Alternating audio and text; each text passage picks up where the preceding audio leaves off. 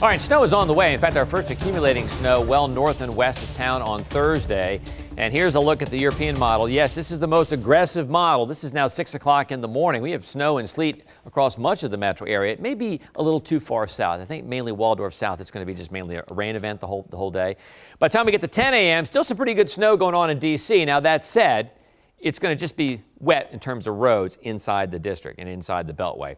It's going to may look pretty impressive as it falls, but it's going to just accumulate a little bit on grassy surfaces and maybe some trees. But out to the north and west, Frederick and Hagerstown, as we go through the day, 1 o'clock, it still hasn't kicked in Leesburg and Gaithersburg. It has in D.C. and heavy rain across all of the south. Now, by the time we get to 6 p.m., still hasn't kicked in Hagerstown and Cumberland. So the roads up here will be impacted. I-70 and I-68 out toward the Panhandle of Maryland and down in the Panhandle of West Virginia. I try to stay off the roads if you could all day Wednesday.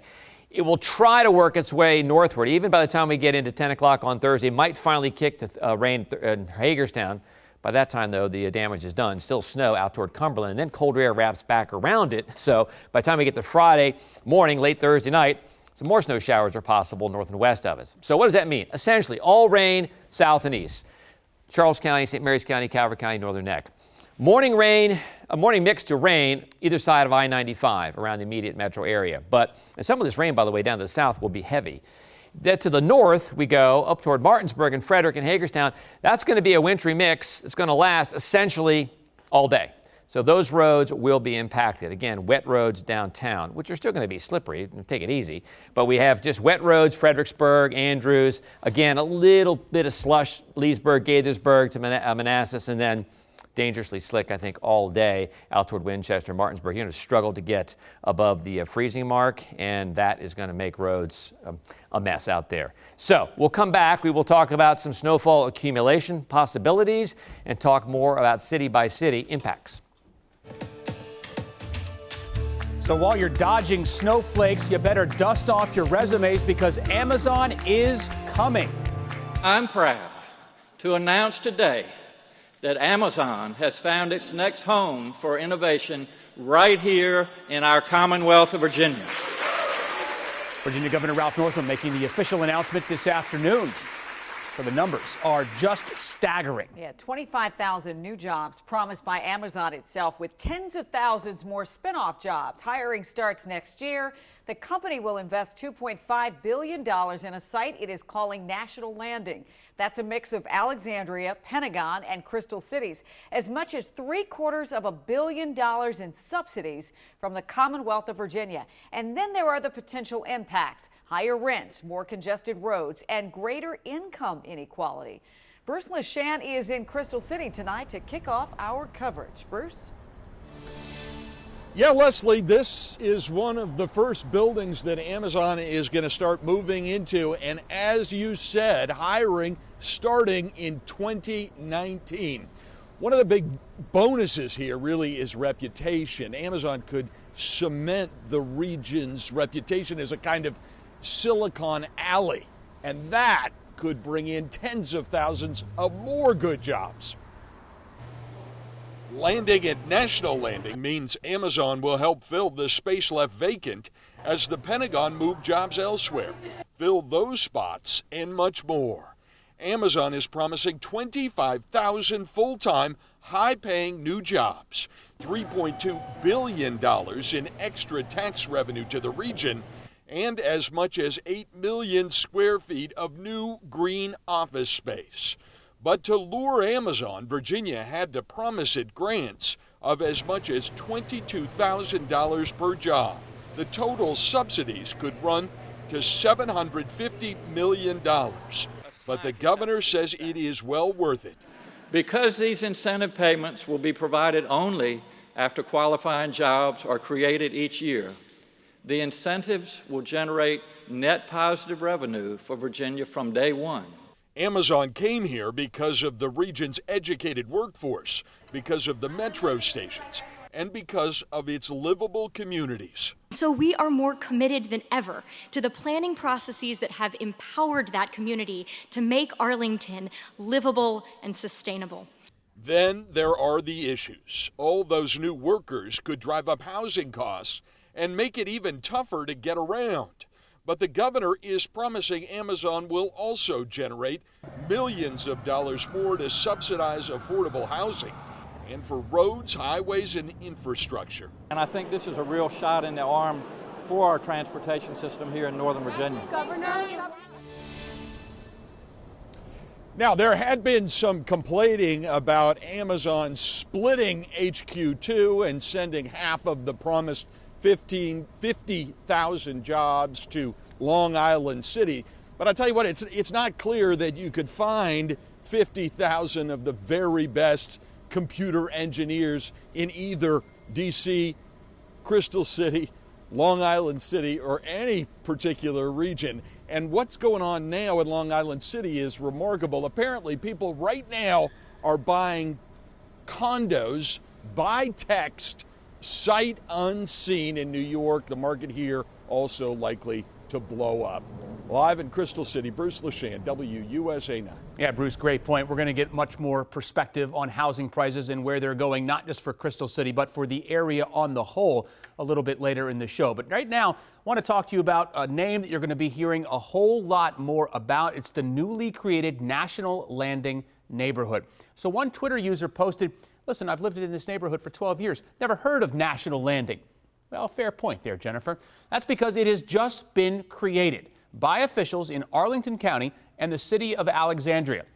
So this area is going to encompass portions of Crystal City and Pentagon City in Arlington and the northern portion of Potomac Yard in Alexandria. As Peggy Fox tells us, Virginia Tech is playing a big role in helping to shape this new neighborhood.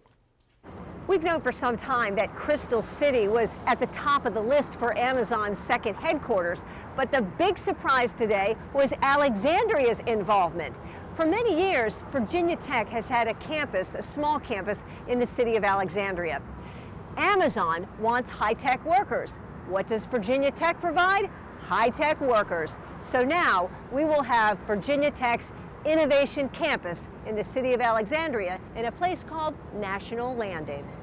This is a total game changer for the city of Alexandria, for Arlington County, and for our region. Alexandria Mayor Allison Silberberg says they worked with Arlington County and Virginia Tech to come up with a winning proposal.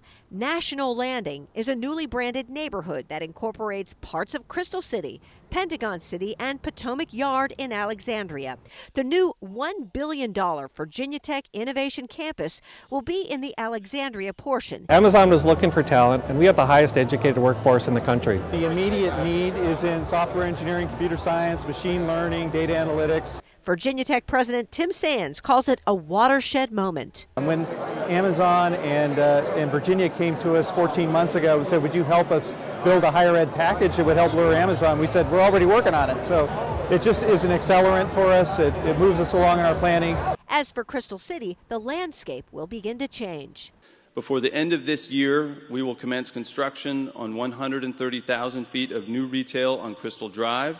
The property owner and developer is JBG, which offered a 150-acre site, a mixture of existing vacant buildings and land. We will also move forward with our plans for up to 4,000 new apartment units and almost 4 million square feet of commercial space in the coming years. JBG is promising the development of a more walkable mixed-use place with lots of green space. I hope that Crystal City is going to be a place that feels equally as vibrant to somebody living here, visiting here, or working here. In Crystal City, also now known as National Landing. Peggy Fox, WUSA 9. So we've posted this story a few times on our WUSA 9 Facebook page, but rather than read you the comments, we're going to try and streamline the concerns and excitement that some of you have over this. Yeah, transportation is a big concern for some of you. One poster writes, $3.95 ain't getting any larger, maybe double deck it. Yeah, that would be pretty funny. Others are concerned about affordable housing and the company's tax breaks. But there is some excitement, too. A few of you are wondering where you can submit your resumes, and there is genuine enthusiasm for the region. Let's take a look at the other big winner in the HQ2 sweepstakes. You heard Bruce allude to it just a second ago. Long Island City in Queens, New York. So this is a neighborhood right across the East River from Manhattan. It's changed from an industrial hub to a rapidly gentrifying mixed-use area. So some lawmakers and residents have concerns about tax subsidies as well as adding 25,000 people to already densely populated neighborhoods. And then there's Nashville, Tennessee. They get the consolation prize as home to Amazon's Eastern U.S. hub. That'll bring 5,000 jobs to the area. The largest jobs announcement in Tennessee history. Not too shabby. The Nashville location will include a tech and management functions of the retail operations divisions. And we're not done with Amazon yet. There's a lot to talk about. In just a few minutes, we'll take a little deeper look into what this could mean for housing prices across our area. And then at 6, more on those tax benefits the company is receiving. And we'll have more on the new Virginia Tech campus that will be located in Potomac Yard. But let's get you up to speed now on what's unfolding in California. The latest on the wildfires there. The so-called Camp Fire burning north of Sacramento is blamed for at least 42 deaths. And with more than 200 people still missing, coroner search teams are picking through the burnt-out rubble looking for victims. Crews are using power tools and cadaver dogs in the hardest-hit areas. We've got so many people missing of our neighbors. Our neighbors are gone. I want to recover as many remains as we possibly can, as soon as we possibly can, because I understand the toll that it takes on people. In Southern California, the so-called Woolsey Fire has burned an area larger than Detroit. However, there are some signs of progress. Utility crews have begun repairing damaged power lines in Malibu. Still ahead, WUSA 9 digs for answers after a little boy with autism was stuck on a school bus for 4 hours. A young woman in D.C. loses almost her entire memory after a longboarding accident. She is sharing her story of restarting her life. And Arizona has a winner in its Senate race while Florida is racing to meet a deadline.